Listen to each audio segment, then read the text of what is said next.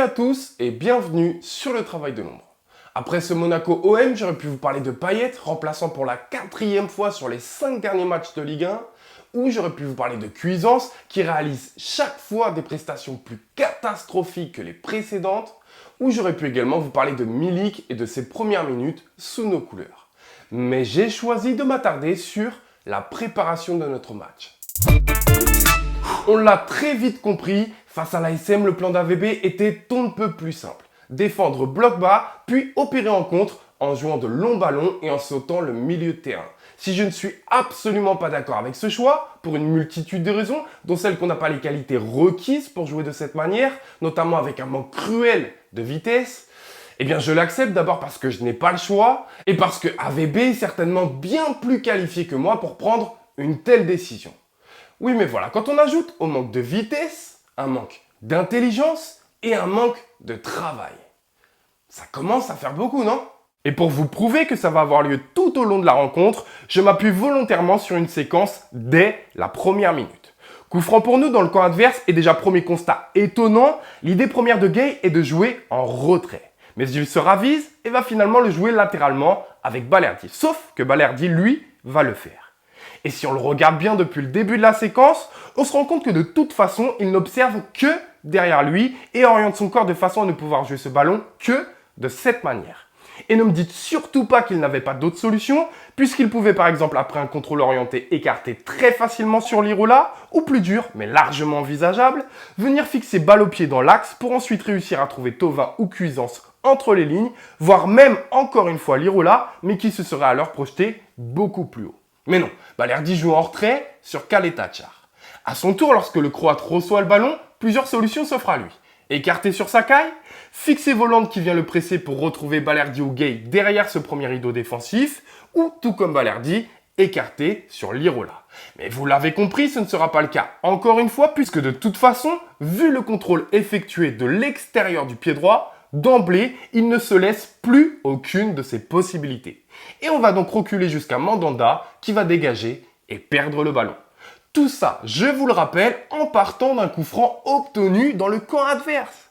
Donc vouloir jouer bloc bas en opérant en contre grâce à de longs ballons, ça signifie qu'on ne doit jouer que de cette manière? Ce n'est pas privilégier cette façon de jouer?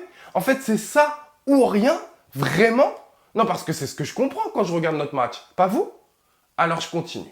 D'abord, observez les regards que jette notre défenseur central avant de recevoir le ballon. Il n'observe que les solutions longues. Logique donc de le voir tenter cette passe sur Benedetto.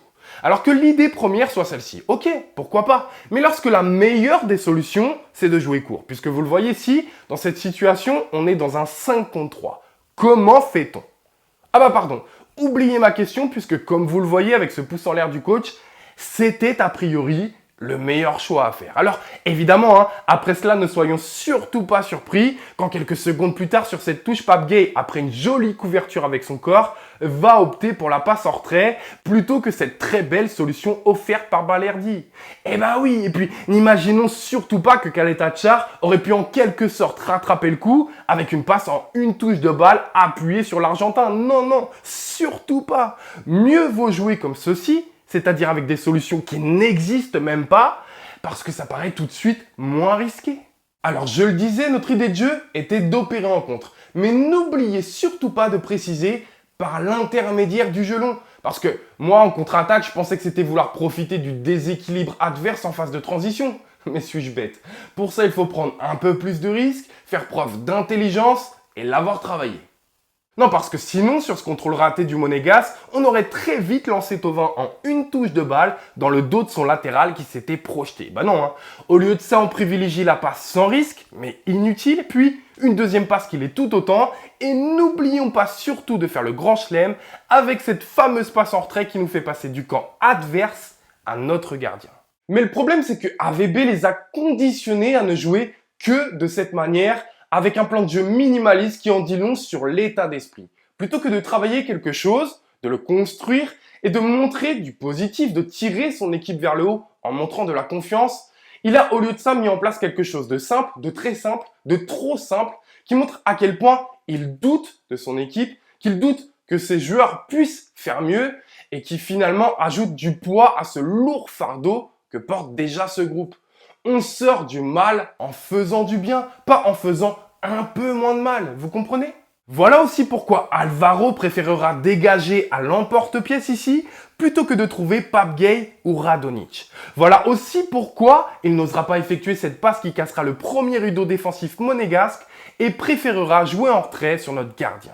Voilà aussi pourquoi Balerdi n'osera même pas se retourner et aller de l'avant alors qu'il est complètement seul. Et voyez comme suite à cette erreur, on va se retrouver en grande difficulté. Voilà aussi pourquoi il fera cette passe en retrait incompréhensible, etc., etc., etc. Ah pardon, j'allais oublier ces images aussi qui sont quand même très significatives. Sur notre propre engagement, sur l'engagement de la deuxième mi-temps alors que l'on gagne 1-0. Alors j'imagine qu'il y aura toujours des petits malins pour me dire oui, mais on n'est pas revenu à marquer de cette manière. Effectivement, par l'intermédiaire d'un miracle sur notre seul tir cadré. Et puis, je vous laisse observer par vous-même avec cet arrêt sur image, mais lorsque Caleta-Car reçoit le ballon, cette fois, sur cette séquence, c'est la meilleure solution. Il n'en a pas d'autre. Alors, je suis désolé, coach, mais à mes yeux, j'ai vraiment la sensation qu'on a abordé de la pire des manières cette rencontre et qu'on ne l'a absolument pas travaillé. Alors, si évidemment les joueurs ont leur part de responsabilité, j'ai vraiment la sensation qu'en plus, on ne leur a pas donné les armes nécessaires pour parvenir à se défendre. Et si à cela, on ajoute toutes ces erreurs sur corner, alors là... Comment peut-on ne pas prendre un, mais bien 2 buts sur corner quand on sait qu'avant cette rencontre, Monaco avait marqué 5 de ses 11 buts de cette manière en 2021? On ne l'avait pas travaillé? Mais comment est-ce possible? Après cette 3e défaite consécutive en championnat, une première depuis plus de 5 ans, on peut, je dirais même plus, on doit se poser la question si Villas-Boas est toujours l'homme de la situation. Voilà, je vous dis à très vite pour une prochaine analyse sur le travail de l'ombre et allez l'OM.